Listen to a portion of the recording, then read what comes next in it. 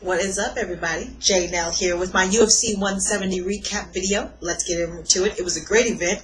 I hope you saw it. And I was 5 for 5. I got all my picks. Let's get into it. If I was a gambler woman, I would have cleaned up. Let's get into it. First, I chose Stephen Thompson to beat Robert Whitaker. He did in the first round. Quick victory. He's really unorthodox. So, great footwork. Caught him with a couple of punches, dropped him, got on top, ground and pound. Ref stopped the fight. Or landed a couple shots when he got Robert on the ground. Ref stopped the fight. It was a really good win. And he's been training in MMA for about 4 years. 4 years. For about 4 years. He's a really accomplished kickboxer. But I like this guy's style, man. Let me know what you think. Let me know who you think he should fight next. Next up, I chose Mike Pyle to beat TJ Wahlberg. He did. Mike Pyle's 38 years old. And he kind of used his whole old wily veteran chicks to kind of stifle everything TJ did. This was a close fight all the way up into the third round, the end of the third round, where Mike actually landed some shots, got TJ on the ground, got his back on the ground. Here's some controversy. A lot of people think that Herb Dean let this fight go on too long. Okay? If you go and you look at it, I think the shots looked a little bit more devastating than they were due to the fact that he was hitting him. TJ had his hands over his head. Every time he hit him, he would really move TJ a lot. He was moving him a lot. Then there's a moment where he lands an elbow, some shots that hit like this. And TJ doesn't move with it. He doesn't sway with it. It, stops him. That's when Herb Dean calls the fight. So, I'm okay with this call. The shots that were moving him and swaying him and hitting him lasted quite a long time. Even Joe Rogan was like, okay, you should stop this. But it wasn't until those moments where those shots stopped hitting like this and started hitting like this. And TJ was on the ground. You gotta watch it for yourself. Let me know what you think. If you think that Herb should stop this fight earlier. Either way, Mike Pyle won.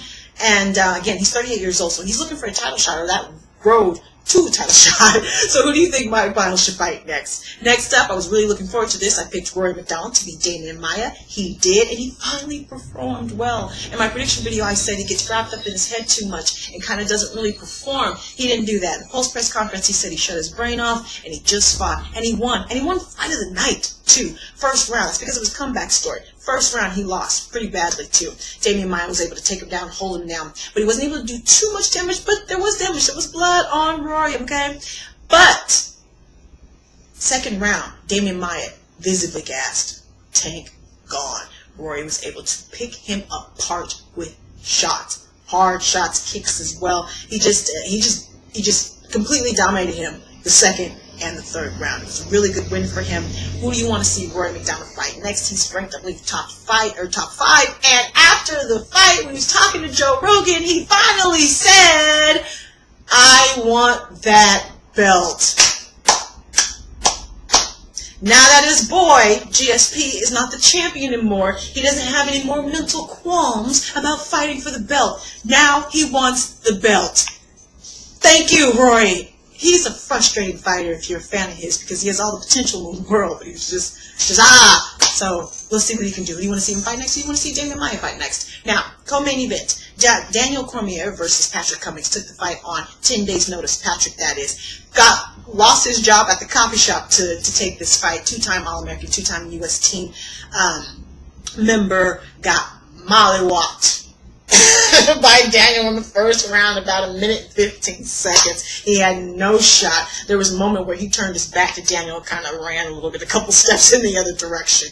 Daniel came up behind him. It was over. It was over, which it should have been. This guy just came off of working at a coffee shop. Of course, they always train, because when you get to the level of, national team, you always train.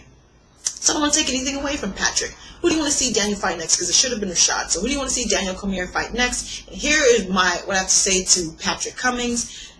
Look at what you did, dude.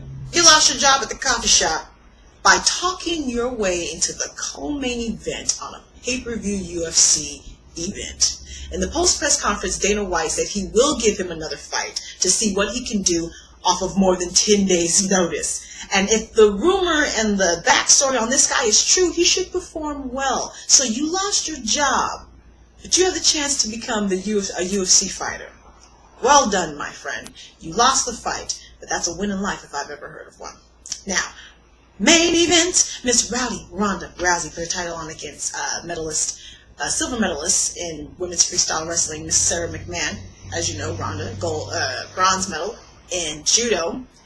I was really looking forward to this, but it was so short. It ended in about a minute and 15, 20 seconds. But it was a good minute, though. Man, they came out swinging. Sarah hit her with a couple of hard shots to the face that Ronda ate. They were going back and forth, dropping from position, got up against the fence. Ronda hit her with a series of knees to the gut. The last one lifted her up. Then when she fell to the ground, her body went limp. Sarah's, that is. Okay? Went limp, split second, but her body went limp. She came back to... Herb Dean had already stopped the fight. So the controversy is people think that he stopped it too early. Let me know what you think. Here's what I think. Here's the thing. Whenever a ref sees your body go limp, they're going to stop the fight. If the ref sees your eyes go glazed over, lights out, they're going to stop the fight. We've seen it all the time. Guys will get knocked out, and then with the second punch that comes in a split second next, they get knocked back into consciousness. But if the ref actually sees that split second where your eyes are glazed over and your lights out, he's going to stop that fight. No matter if you're back into it a second later. It doesn't matter. If he sees you out, the fight is done.